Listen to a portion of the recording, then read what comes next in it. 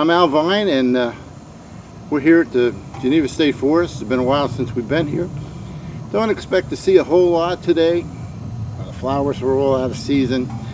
It's December, and the animals, it's just, you know, the second month of hunting season, so they're not going to be out and around.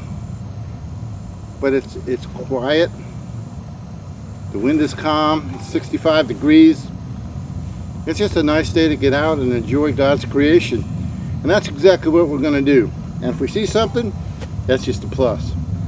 So sit back and relax and enjoy the ride here in the great outdoors. Thank you.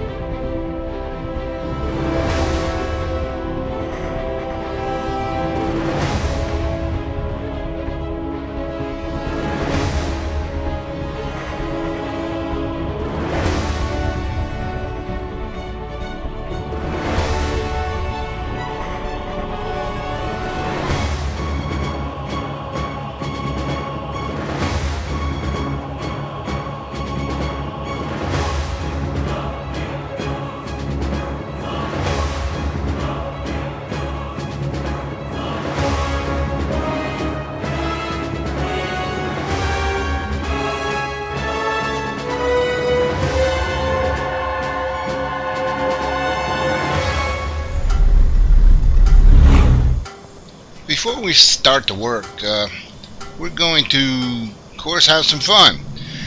And one of the big things in Geneva State Forest is the ride. I mean, you can't beat it. I mean, between riding the roads and the roads back in the woods, and you got to cross streams. You got to do so many things that make your ride enjoyable that it's well worth it just coming out here to spend the day and ride the ATV.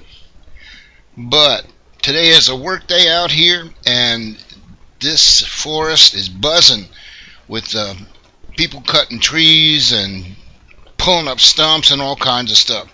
So we'll ride and then we'll get to work. Of course, with every timber cut, there's always small creatures that end up being lost in the cut, and as you can see, these are vultures. They're just sitting there.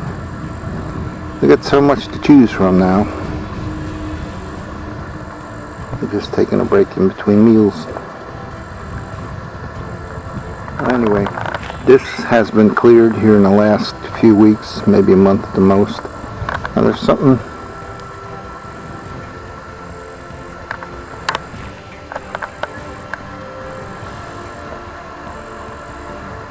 almost looks like a power line that runs through there. But I don't ever see it come out somewhere. You may ride down there and see. See, this tree has a blue stripe on it. That is going to be a mother tree. That they're staying. They were marked to stay, and they will provide the pine cones that will reforest this area. It's all coming back natural. They're not going to plant anything, I don't believe. They're just going to let it come back as a natural forest.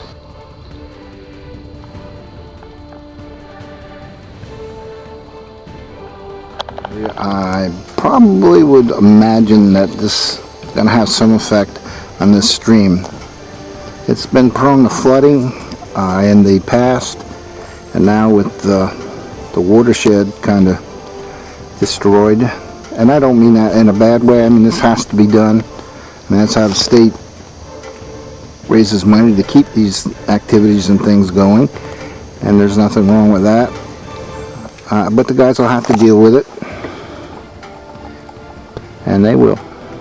In the logging business, there's lumber, paper, poles, and probably a few other cuts that they can make that they sell for. And the higher you go, the bigger the price. Now, I don't know whether those are going to go for timber. The skinny ones usually probably go to paper. I hardly get a 2x4 out of that. these over here. These are 60 to 100 feet long, and they're big enough, they're straight enough to be telephone poles, and that's where the big bucks are. So they're separated, and then they're loaded on the trucks and off to the mills they go. Stripes, they're going to be the pine cone trees, and they'll stay here and drop their cones, and the new trees will be growing from there. When the trees are gone, there's nothing that catches or absorbs the water, and the water will actually build up and just wash this all away. And that's where the guys come in, where they have to make the water breaks and so forth, in order to have this land still be here when these new trees come up. But that's what these guys get paid those gigantic bucks for. Forest management. Chris Mead is probably one of the best ones I've ever met. Because I only met two, but that's all right. This is going to be a big difference here. As you look around the forest, not seeing too many hardwoods left. There's a couple. There's a few right there, maybe. There's a few there too. But hardwoods are a necessity. Not only do they, provide a source of lumber, but they're the ones that really produce some kind of food source for animals. I can't think of too many animals that eat pine cones. I never heard of a pine cone eater.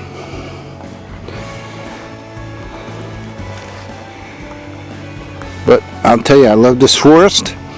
I'm very thankful for the guys who come out here and work it.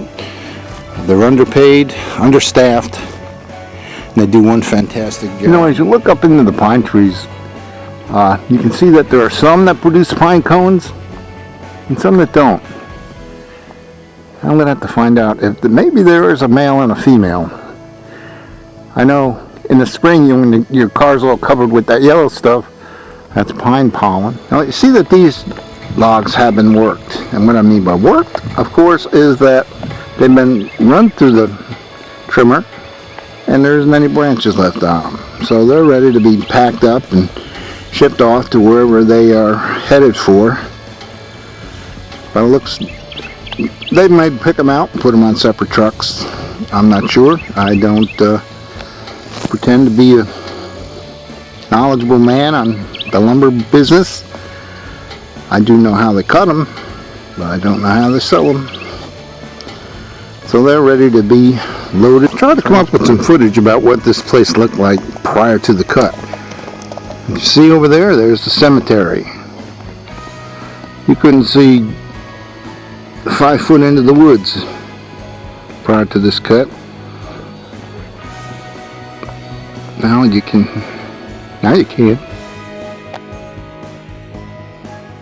Lumber is a very, very important commodity here in the state of Alabama.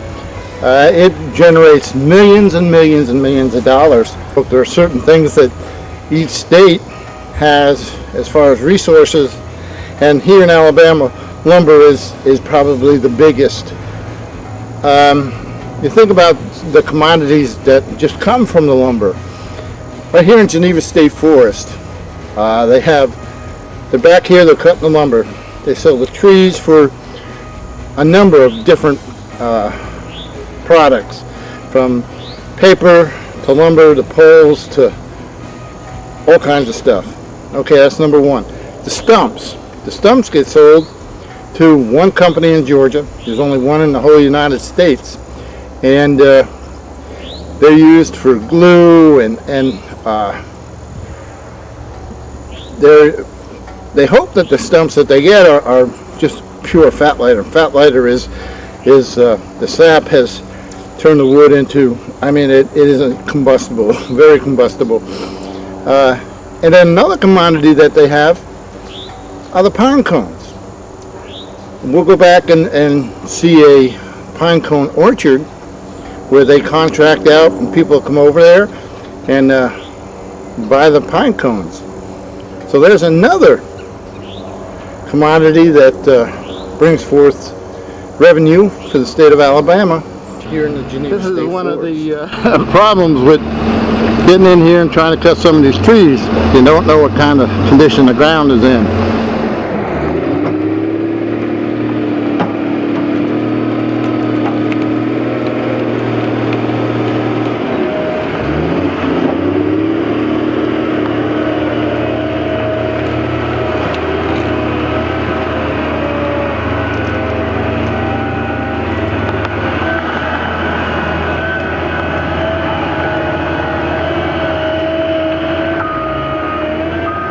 What's your name?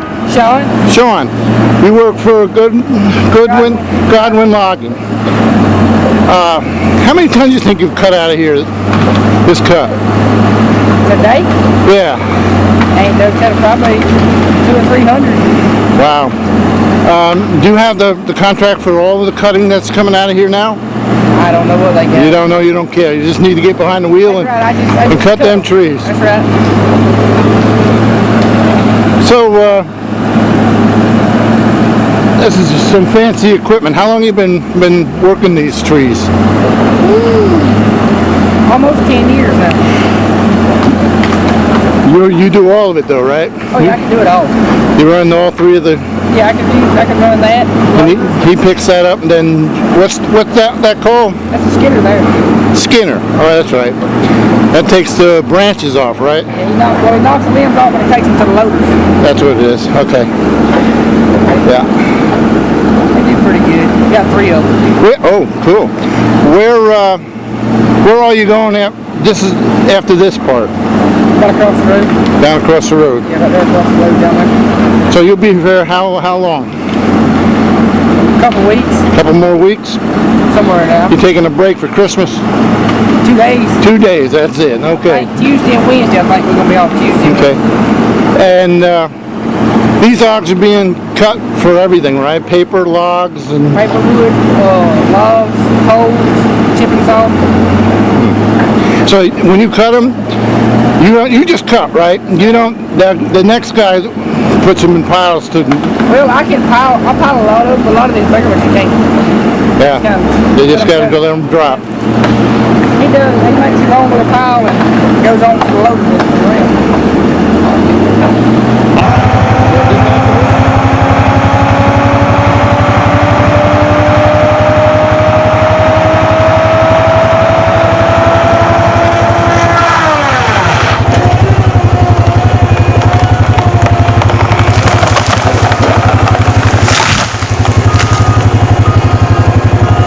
Some of them are just too big for that thing to pick up, so they just cut through them and guide them down.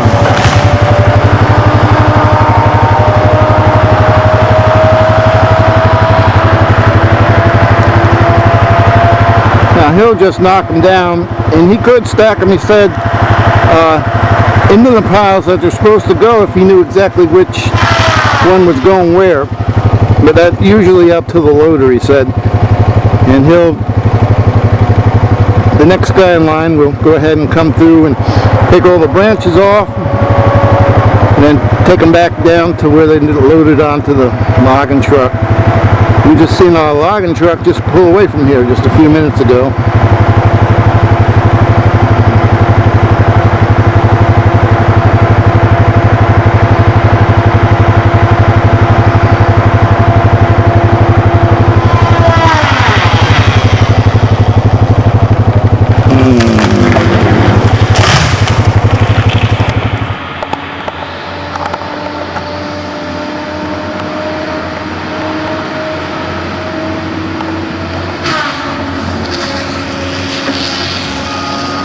Now that'll go for paper, I would say.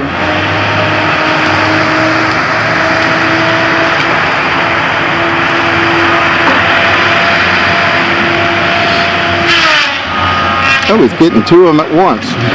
Says he's been doing it for 10 years. That's pretty good right there. Cuts down 2 of them and puts them in the same pot. I guess it's depends on the diameter of the tree. Then I'll go back and cut the stump that's up in there and just cut it down.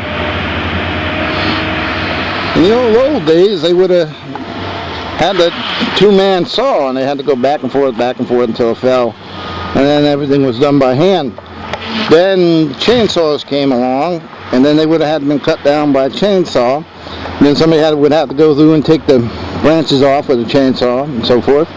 Now in modern days they have these big fancy machines, and they can clear this whole acreage in a day.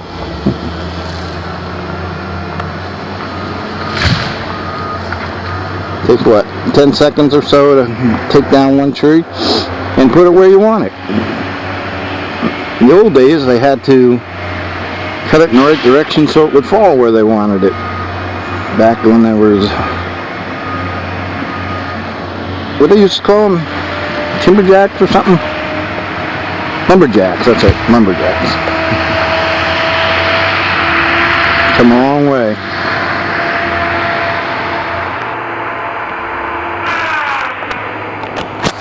This is one of the machines that they use to take the branches off.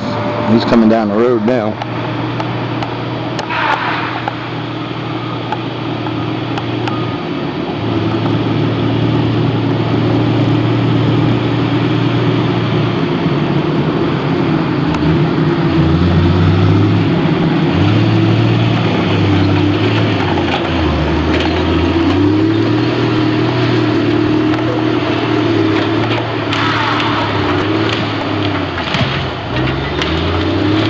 And they have that blade they put down and they just push right through.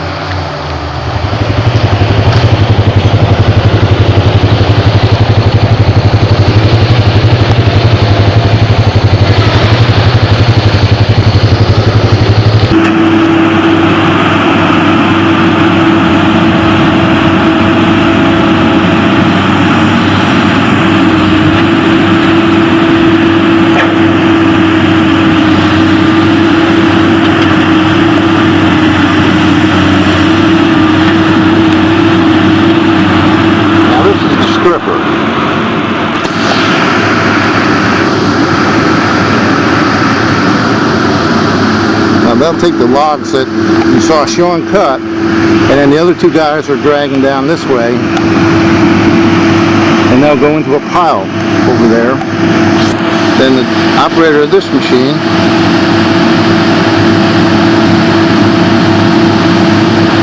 will pick up the logs.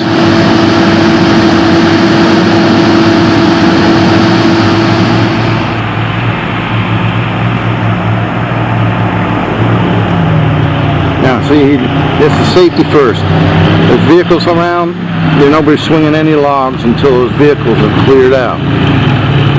That's safety first. I don't care how good these guys are at. They know that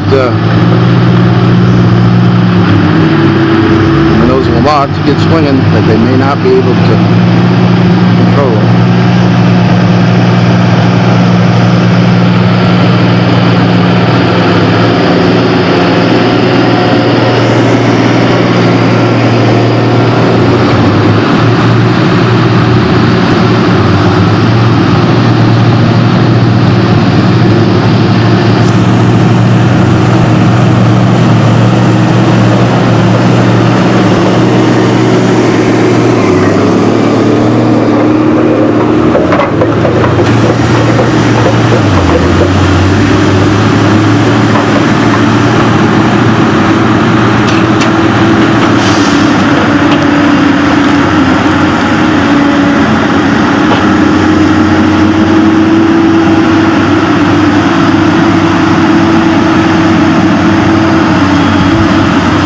two of these machines going, strippers.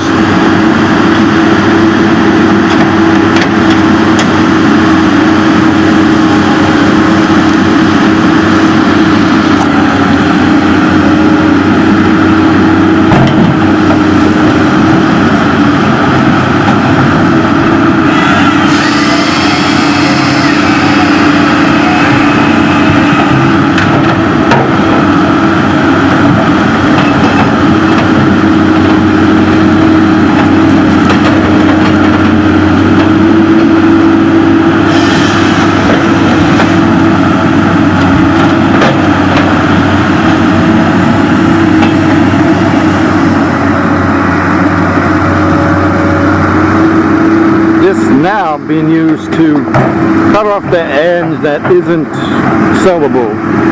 Now he'll drag it back until it's at that point, and then he'll just lock onto it, and then the saw comes down and cuts it off. And then that log is checked, then it's released. Put back over and ready to go to the mill pile. This guy's got it down, right?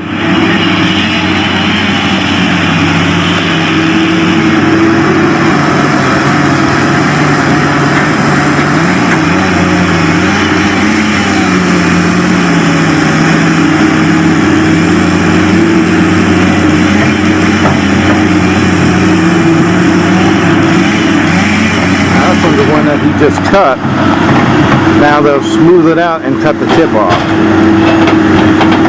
I probably could never even put the darn thing in there. See, they go to there, goes back through to that, then it cuts the tip off. Now the log's ready to go to market. Oh, sorry, to the mill.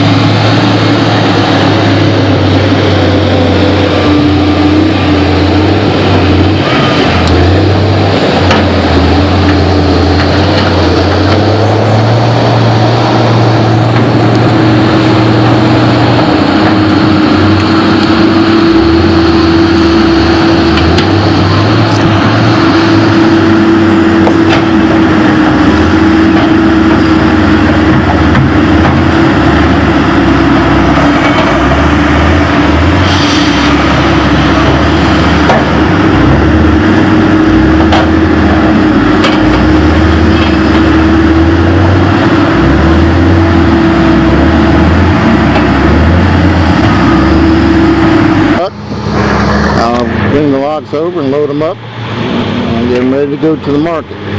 Sorry, to the mill.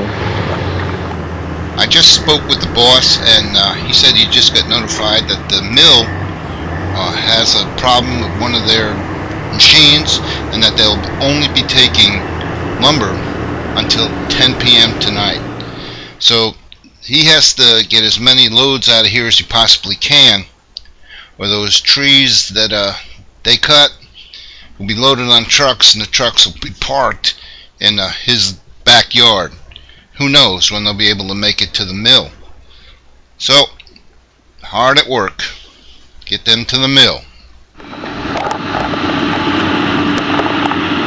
Now that is a great way to do it.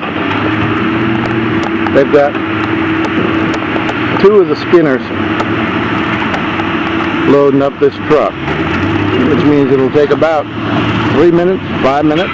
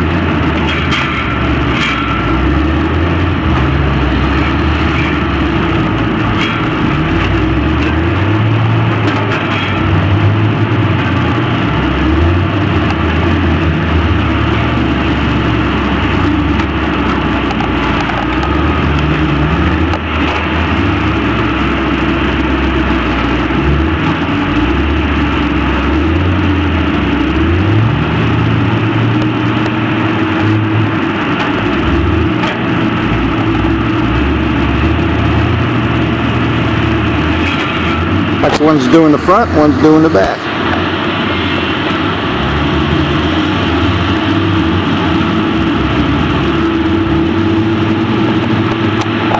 That's a very skilled job.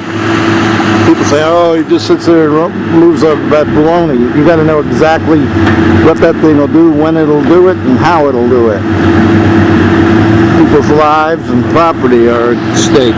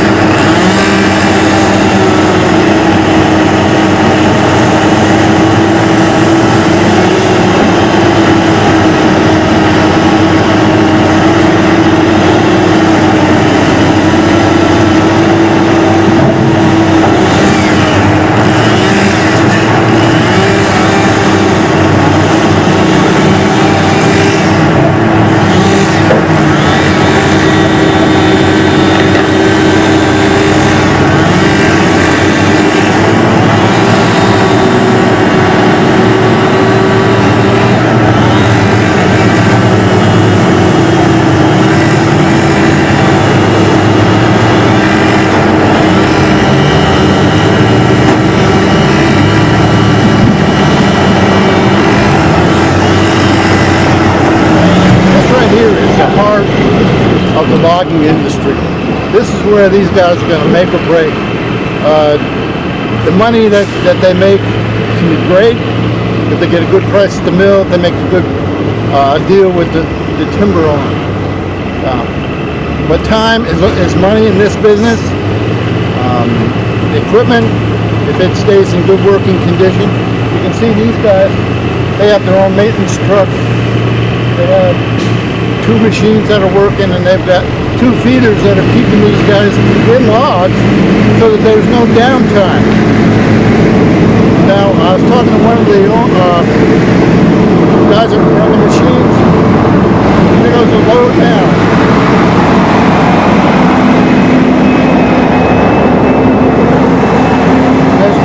There's another truck other truck waiting to back in. These guys have to try to get as many loads as they can in by 11 o'clock.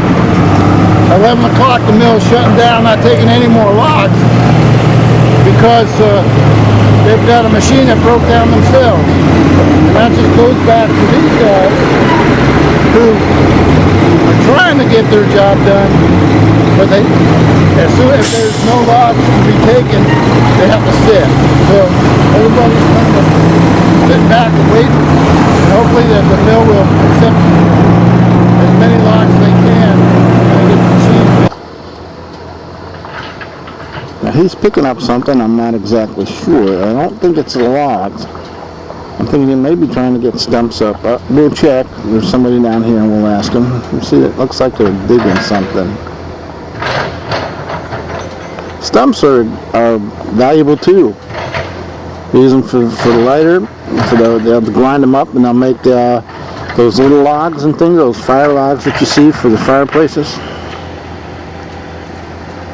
On that truck, and then they'll come over, and then they're transported to Georgia, where they're turned into all kinds of gluey things. The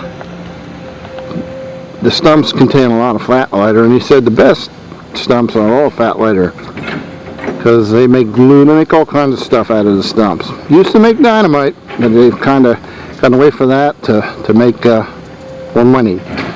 Everybody can have dynamite. As the sun goes down further and further into to the west.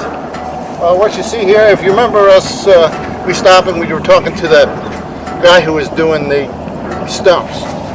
This is they got 2 trailers full of stumps. The stumps go to Georgia.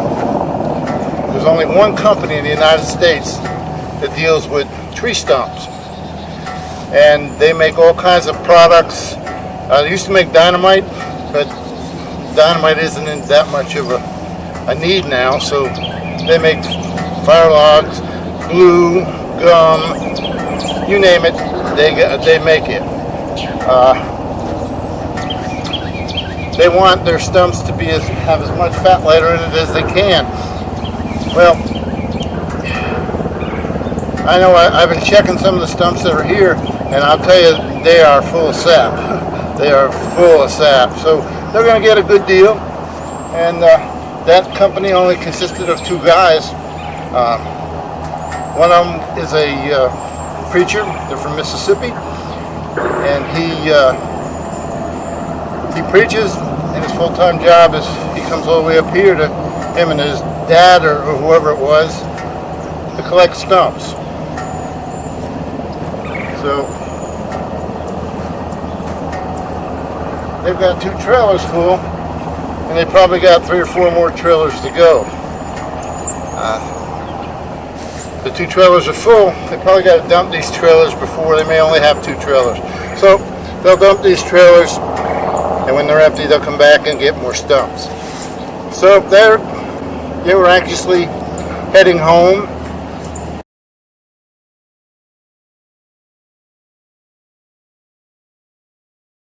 All right, we are now in the north end of the forest, well, past the center anyway. And this is a longleaf pine orchard, and you can see that the trees have the pine cones on them. And Geneva State Forest, between this one and I think there's 1 or 2 others here in the forest, is the major supplier of seeds for longleaf pines. They have a contract that people come in here and buy these pine cones, and they're sold as seeds, and that's just another way that the state can make money off their trees. So we pretty much covered it all today in the lumber industry here at Geneva State Forest. And I'll tell you what, these longleaf pines are much prettier than those loblolly things.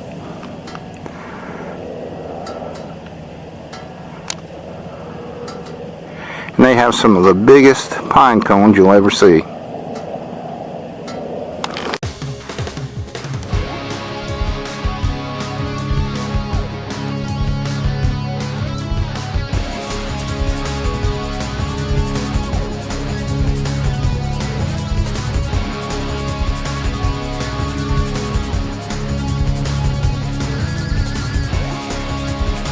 Sometimes you can actually come out here and sit and you'll see the deer and animals just running around in here.